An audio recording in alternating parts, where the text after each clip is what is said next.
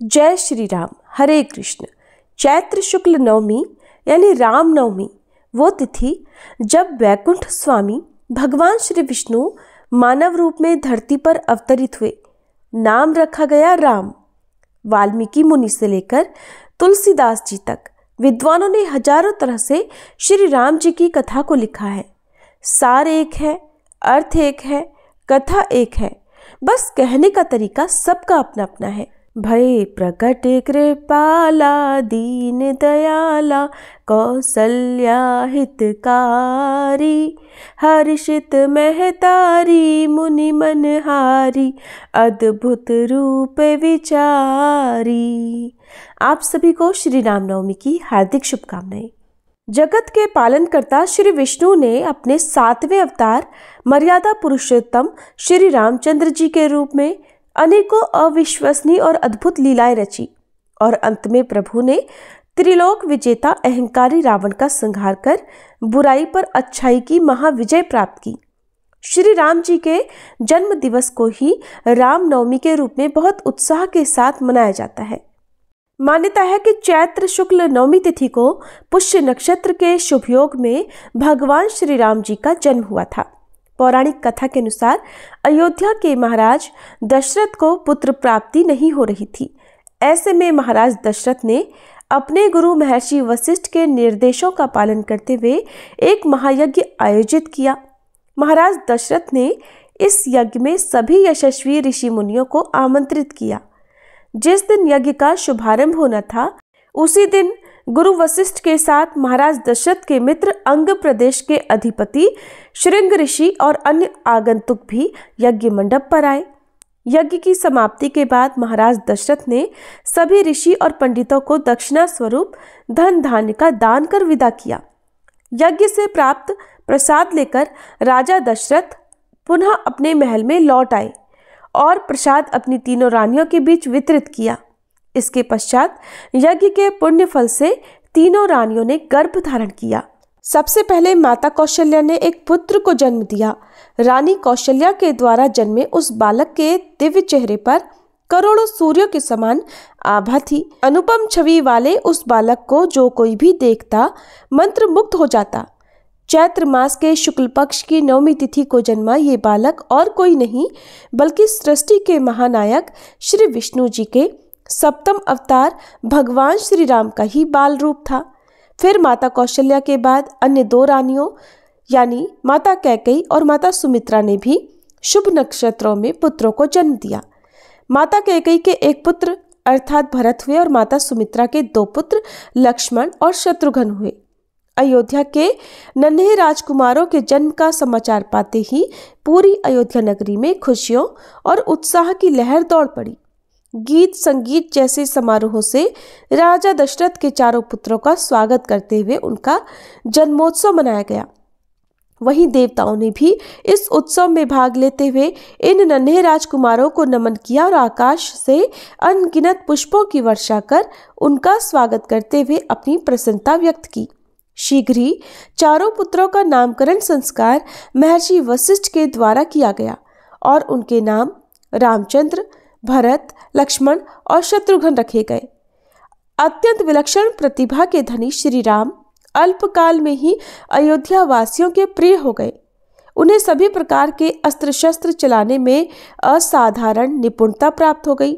वे निरंतर माता पिता और गुरुजनों की सेवा में लगे रहते थे। श्री विष्णु के 7वें महाअवतार के रूप में जन्मे श्री राम ने अपने जीवन काल में अनेकों महान और धर्मपरायण कार्य किए। चाहे सीता स्वयंवर में धनुष तोड़ना हो या महाबली बाली का वध कर सुग्रीव की सहायता करना हो। विवाह के पश्चात मर्यादा पुरुषोत्तम श्री राम अपने पिता की आज्ञा का पालन करते हुए पत्नी सीता और अनुज लक्ष्मण समेत वनवास को स्वीकार करते हैं, जहां माता सीता की दुराचारी रावण से रक्षा करते हुए प्रभु ने अत्याचारी रावण का संहार किया। ये वही श्री राम है जो स्वयं जगत के पालनहार हैं और दुर्लभ शक्तियों के स्वामी हैं, किंतु उन्होंने एक सामान्य मनुष्य जीवन का एक अद्भुत उदाहरण प्रस्तुत किया है।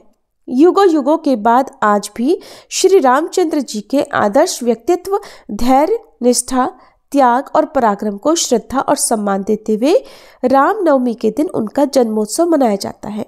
सभी मिलकर प्रेम से बोलिए, मर्यादा पुरुषोत्तम भगवान श्री राम की जय, माता सीता की जय। प्रिय श्रोताओ, रामनवमी के शुभ अवसर पर अब आपको कुछ और भी कथाएं सुनाते हैं। एक बार भगवान श्री राम माता सीता और लक्ष्मण जी के साथ वनवास के समय जंगल में घूम रहे थे। तीनों घूमते घूमते बहुत थक गए। तब भगवान श्री राम ने थोड़ा विश्राम करने का विचार किया। वहीं पास में उन्हें एक बुढ़िया की कुटिया दिखाई दी। भगवान राम अपने साथ माता सीता और लक्ष्मण जी को लेकर उस बुढ़िया के पास पहुंच गए। बुढ़िया उस समय सूत काट रही थी। बुढ़िया ने उनकी खूब आवभगत की और उन्हें स्नान ध्यान करने के बाद भोजन करने का आग्रह किया, जिस पर भगवान राम कहने लगे, माई, मेरा हंस भी भूखा है, पहले इसके लिए भोजन दे दो। भोजन में ये मोती खाएगा और उसके बाद ही मैं भोजन कर पाऊंगा। इस बात को सुनकर बूढ़ी माई तो बड़ी मुश्किल में पड़ गई। इसके बाद वह बुढ़िया दौड़ी दौड़ी राजा के पास गई और राजा से कहने लगी कि हे राजा, मुझे उधार में 2 मोती दे दो। लेकिन राजा को पता था कि बुढ़िया की हैसियत इतनी नहीं है कि वह 2 मोती वापस लौटा सके। लेकिन फिर भी राजा ने बुढ़िया पर तरस खाकर 2 मोती उसे दे दिए। बुढ़िया खुशी खुशी मोती लेकर वापस आई और भगवान राम को दिए। भगवान राम ने वो मोती हंस को खिला दिए, जिसके बाद ही भगवान राम ने भोजन ग्रहण किया। इधर कुटिया से जाते समय भगवान राम बुढ़िया के आंगन में एक मोतियों का पेड़ लगा गए। कुछ समय के बाद वह पेड़ बड़ा हुआ और मोती लगने लगे, लेकिन बुढ़िया को इस बारे में कुछ भी पता नहीं था। रात भर में उस पेड़ से जो भी मोती गिरते, सुबह बुढ़िया के उठने से पहले ही उसके पड़ोसी उठाकर ले जाते। एक दिन बुढ़िया पेड़ के नीचे बैठी सूत काट रही थी कि अचानक पेड़ से दिन में ही मोती गिरने लगे। बुढ़िया उन सभी मोतियों को एक कपड़े में बांधकर राजा के पास ले गई। राजा हैरान कि बुढ़िया के पास इतने मोती कहाँ से आए, ये बुढ़िया तो बहुत गरीब है। बुढ़िया ने सारी बात सच सच राजा को बता दी कि राजा, मेरे आंगन में एक पेड़ है। जिसके बाद से राजा ने वह पेड़ ही अपने आंगन में मंगवा लिया। लेकिन भगवान राम की माया से उस पेड़ पर मोती की जगह कांटे उगाए। एक दिन उस पेड़ का एक कांटा रानी के पैर में भी चुभ गया, जिसके बाद तो राजा ने दोबारा वह पेड़ बुढ़िया के आंगन में लगवा दिया और पेड़ पर पहले की तरह मोती लगने लगे, जिन्हें बुढ़िया माई भगवान राम के आशीर्वाद स्वरूप सभी लोगों में बांटने लगी। आपने पौराणिक कथाएं तो बहुत सुनी होंगी, लेकिन एक कथा ऐसी है जब देवी सती ने भगवान श्री राम की परीक्षा लेने का सोचा। देवी सती जब भगवान श्री राम की परीक्षा लेने पहुंची तो भगवान श्री राम ने एक माया रची, जिसके अनुसार भगवान राम सीता जी और लक्ष्मण जी के साथ जाते हुए दिखाई दिए। सती जी ने पीछे मुड़कर देखा तो पीछे भी यही दृश्य दिखाई दिया। अब तो देवी सती का कौतूहल और भी बढ़ गया। वो जिधर भी देखती वो तीनों सुंदर वेश में नजर आते। अब तो देवी सती आश्चर्यचकित रह गई जब देखा कि तरह तरह के वेश धारण किए देवता भगवान श्री राम जी की वंदना और सेवा कर रहे हैं। दरअसल भगवान श्री राम चाहते थे कि देवी सती उनका सच्चिदानंद रूप देख लें और उन्होंने वियोग तथा दुख की जो कल्पना की है उसे हटाकर वो सामान्य हो जाएं। लेकिन हुआ इसका उल्टा। इस दृश्य को देखकर देवी सती तो बहुत डर गई। उनका हृदय कांपने लगा, उनकी सुध-बुध जाती रही और आंखें बंद कर वो तो रास्ते में ही बैठ गई। कुछ क्षण के बाद जब उन्होंने आंखें खोला तो दक्ष कुमारी सती जी को कुछ भी दिखाई नहीं दिया। वे मौन होकर भगवान श्री राम के चरणों में शीश नवाकर चली गईं, जहां पर भगवान शिव एक पेड़ के नीचे उनकी प्रतीक्षा कर रहे थे। त्रेता युग में भगवान श्री राम माता सीता के अपहरण से व्याकुल होकर जहां तहां बेचैन होकर सीता जी की खोज कर रहे थे। भगवान शंकर तो राम जी को देखकर मगन होकर सच्चिदानंद का मन ही मन जयकार करने लगे। लेकिन सती जी को ये विश्वास नहीं हुआ कि भगवान राम ही परमात्मा है। बार बार भगवान शिव के समझाने के बाद भी जब देवी सती का भ्रम नहीं मिटा, उनका संदेह दूर नहीं हुआ, तब भगवान शिव ने ही देवी सती को भगवान राम की परीक्षा लेने के लिए कह दिया और मन ही मन विचार किया कि होई सोई जो राम रचि राखा, को करी तरक बड़ा बही साखा। अब तो देवी सती भगवान राम की परीक्षा लेने के लिए सीता जी का वेश बनाकर भगवान राम के सामने चले गई। इधर भगवान राम ने देवी सती को पहचान लिया और प्रणाम किया। भगवान शिव का समाचार पूछा तो देवी सती लज्जित होकर भगवान राम के ऐश्वर्य से परिचित होकर वापस भगवान शंकर के पास लौट गई। और जब परीक्षा लेने के बारे में भगवान शिव ने देवी सती से पूछा तो उन्होंने इनकार कर दिया। भगवान शिव ने ध्यान लगाया तो पाया कि देवी सती सीता जी के रूप में भगवान राम की परीक्षा लेने के लिए गई थी। जानकर उन्हें बड़ा दुख हुआ और उन्होंने देवी सती का पत्नी के रूप में परित्याग करने का प्रण कर लिया। इस तरह देवी सती के शरीर त्याग, पार्वती जी के रूप में पुनर्जन्म, पार्वती जी की तपस्या, कामदेव द्वारा भगवान शिव का ध्यान भंग, कामदेव का भस्म होना और ये प्रसंग भगवान शिव के और पार्वती जी के विवाह तक चला। अब सुनिए एक और कहानी। बहुत समय पहले की बात है। एक आलसी लेकिन बहुत ही भोला भाला मासूम सा युवक था। दिन भर वो कोई काम तो करता नहीं था, बस खाता ही रहता और सोए रहता। घर वाले कहते कि जाओ, चले जाओ, घर से बाहर निकलो, कोई काम धाम करो। काम धाम तो कुछ करते नहीं, बस दिन भर घर में पड़े रहते हो। तो वो घर से निकलकर एक बार ऐसे ही भटकते भटकते एक आश्रम में जा पहुंचा। वहां उसने देखा कि एक गुरुजी हैं और उनके शिष्य कोई काम नहीं करते, बस मंदिर की पूजा करते हैं। उसने मन में सोचा कि ये बढ़िया है, कोई काम धाम नहीं, बस पूजा ही तो करना है। गुरुजी के पास जाकर पूछने लगा, गुरुजी क्या मैं यहाँ रह सकता हूँ? गुरुजी बोले, हाँ हाँ क्यों नहीं, लेकिन गुरुजी मैं कोई काम वाम नहीं कर सकता। तो गुरुजी कहने लगे, कोई काम नहीं करना है, बस पूजा करनी होगी और वो भी नियम से। तो वह युवक कहने लगा, ठीक है गुरुजी, वो तो मैं कर लूंगा।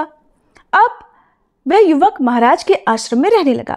ना कोई काम ना कोई धाम, बस सारा दिन खाते रहो, प्रभु भक्ति में भजन गाते रहो, मगन रहो। महीना भर हो गया। फिर एक दिन आई एकादशी। उसने रसोई में जाकर देखा कि भोजन की कोई तैयारी ही नहीं, आज तो भोजन ही नहीं पका था।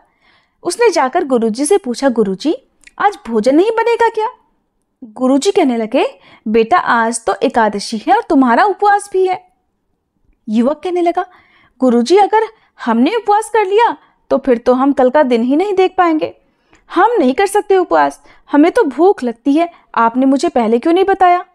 गुरुजी कहने लगे, ठीक है तुम ना करो उपवास, पर खाना भी तुम्हारे लिए कोई और नहीं बनाएगा, तुम खुद बना लो। अब मरता क्या ना करता, वह युवक किसी तरह से रसोई में गया। बेचारा आलसी जो ठहरा। गुरुजी फिर आए, कहने लगे, देखो अगर तुम खाना बना लो तो राम जी को भोग जरूर लगा लेना और नदी के उस पार जाकर अपनी रसोई तुम्हें बनानी होगी, आज यहाँ पर भोजन नहीं बना सकते। ठीक है गुरुजी। फिर उसके बाद लकड़ी, आटा, तेल, घी, सब्जी लेकर वह युवक वहाँ से चला गया। जैसे तैसे मुश्किल से खाना भी बनाया। जब खाना खाने बैठा तो याद आया, गुरुजी महाराज ने तो उससे कहा था कि पहले राम जी को भोग लगाना है, उसी के बाद भोजन करना है।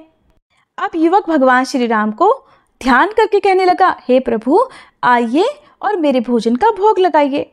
कोई नहीं आया तो वह बेचैन हो गया कि यहाँ तो मुझे जोर से भूख लग रही है और प्रभु राम हैं कि आ ही नहीं रहे, और गुरुजी की आज्ञा के अनुसार तो मैं बिना प्रभु को भोग लगाए भोजन ही नहीं कर सकता। बेचारा भोला भाला युवक जानता ही नहीं था कि प्रभु साक्षात तो आएंगे नहीं। अब गुरुजी की बात, उनकी आज्ञा मानना भी जरूरी है। उसने फिर कहा, देखो भगवान जी, मैं समझ गया कि आप क्यों नहीं आ रहे। मैंने रूखा सूखा बनाया है ना, और आपको तो खूब स्वादिष्ट भोजन खाने की आदत है, इसीलिए आप नहीं आ रहे हैं। तो सुनिए प्रभु जी, आज वहाँ भी कुछ नहीं बना है। आश्रम में सभी ने एकादशी का उपवास रखा है, खाना हो तो ये रूखा सूखा भोजन ही आपको खाना होगा। भगवान श्री राम अपने मासूम से भक्त की सरलता पर बड़े मुस्कुराए और माता सीता के साथ प्रकट हो गए। सामने भगवान श्री राम के साथ माता सीता को देखा तो वह युवक असमंजस में पड़ गया। गुरुजी ने तो कहा था कि भगवान राम आएंगे, लेकिन यहाँ तो माता सीता भी साथ आ गई है और मैंने तो भोजन भी बस 2 ही लोगों का बना है। चलो कोई बात नहीं, आज इन्हें ही खिला देते हैं, खुद भूखा रह लेते हैं। ऐसा विचार कर उसने 2 थाली में भोजन भगवान श्री राम और माता सीता को परोस दिया। फिर बोला, प्रभु आज तो मैं भूखा रह गया, लेकिन मुझे आप दोनों को देखकर बहुत खुशी हो रही है। लेकिन अगली एकादशी पर ऐसा मत कीजिएगा, पहले बता दीजिएगा कि आप कितने जन आ रहे हैं, और हाँ थोड़ा जल्दी आ जाना। भगवान श्री राम उसकी बात पर बड़े प्रसन्न हुए, प्रसाद ग्रहण करके चले गए। अगली एकादशी तक वह भोला भाला युवक ये सब भूल गया। उसे लगा प्रभु ऐसे ही आते रहते होंगे और प्रसाद ग्रहण करते रहते होंगे। फिर अगली एकादशी आई। गुरुजी से कहने लगा, गुरुजी मैं चला अपना खाना बनाने, पर गुरुजी अब की बार थोड़ा ज्यादा अनाज लगेगा, वहां 2 लोग आते हैं। युवक की बात सुनकर गुरुजी मुस्कुराए, सोचने लगे अरे भूख के मारे बावला है तो ज्यादा भोजन करता होगा।